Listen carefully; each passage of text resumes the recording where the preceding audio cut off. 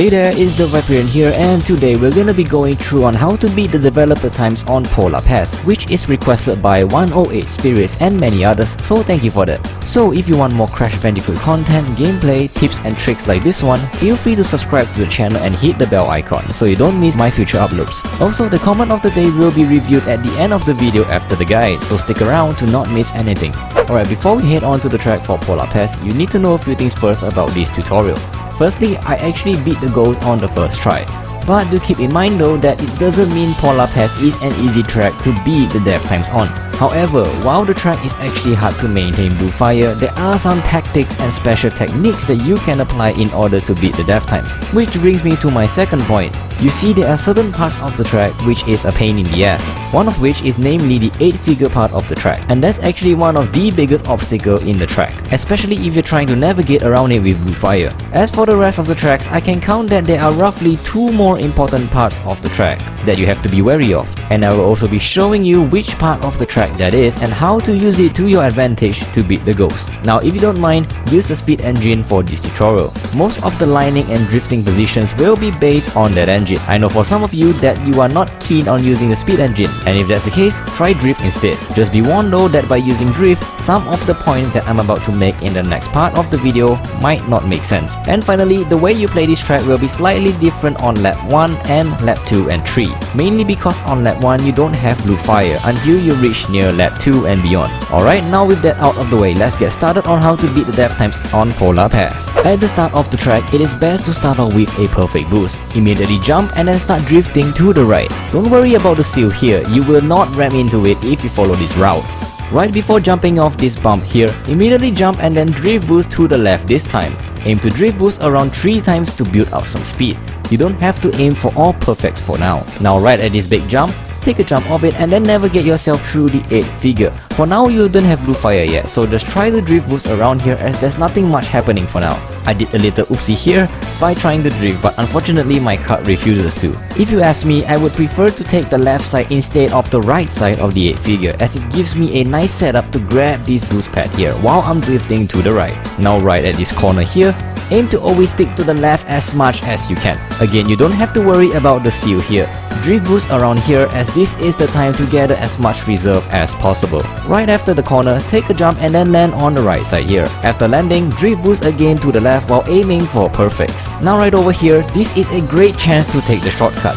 Yes, you are able to take the big boy shortcut here, but it's extremely hard to do without blue fire. So I highly recommend to only do it on lap 2 and 3 once you have blue fire. Personally, I would rather take the safe way on lap 1 as that is more than enough to beat the ghost in the end. Now if you don't know how to take the shortcut, all you need to do is to just reach at the peak of the corner of the iceberg here and then jump onto the other side. If you entered the way I entered earlier, no U-turning is required because your cart is already facing into that direction. But if you felt the need to, by all means, do a U-turn to the right, just enough to reach to the other side. Now right as you are about to land on the other side, set a nicely timed drift boost to the right 3 times while trying to aim for perfects this time. Remember, the blue fire pad is coming and things are about to get much more hotter. Right after your 3 boost, take the jump on the first wooden ramp and then start drift boosting to the left once you've landed. This is where the speed engine will have no trouble in. Right in this ice cave, jump off the last wooden ramp and then drift boost to the left 3 times.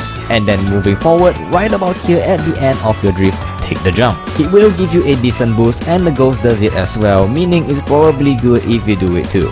Now I did a little trick and risky thing right here on the left side. You don't have to do this, I just felt a little lucky and went with it anyway. Just take the normal path like the ghost here if you're not feeling it. After taking the jump off here, drift boost to the right side about 2 times. Proceed to maintain your reserve by constantly drifting even on the ice. Once you're on the specific jump, avoid jumping. Instead, start drifting to the right in order to set yourself up perfectly to get the blue fire pad. Remember, no matter what, you will need to be on the right side here while drifting to the left.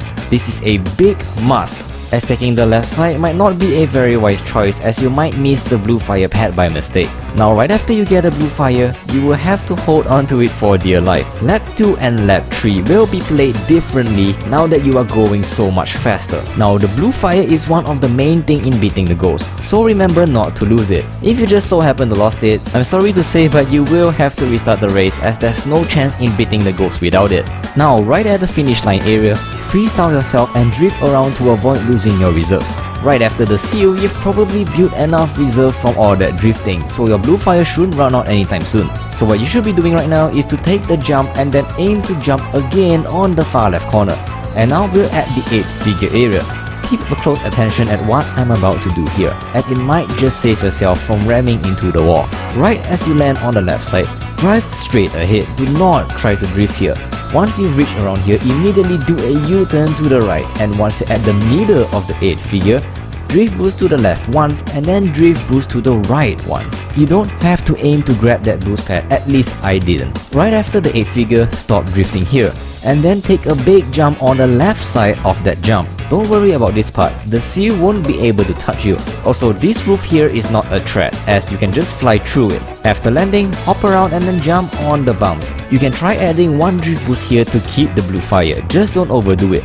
And now the big boy shortcut. Watch closely. With blue fire, aim to enter to the corner here, while facing slightly to the right. Use this darkened edge of the track as an indicator of where to be. Take the jump here and then you should be able to reach the other side while U-turning. You can jump slightly to the right here as well. Just be careful of this wall here, as that is what stops most people in this shortcut. After you landed, U-turn to the right and adjust yourself. Do exactly as what we did earlier by jumping off the wooden ramp and then drift to the left side. Now cruise through the track all the way, as this part of the track is not really that hard.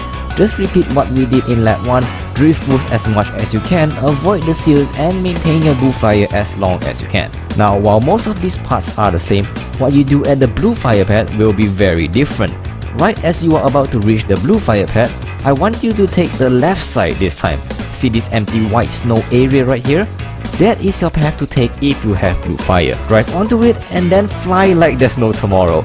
It is simply the quickest way, and I personally find this the most fun part about this track. Rinse and repeat what you did at the start of lap 2 in lap 3 and you will probably beat the goals with ease, providing no silly mistakes were done.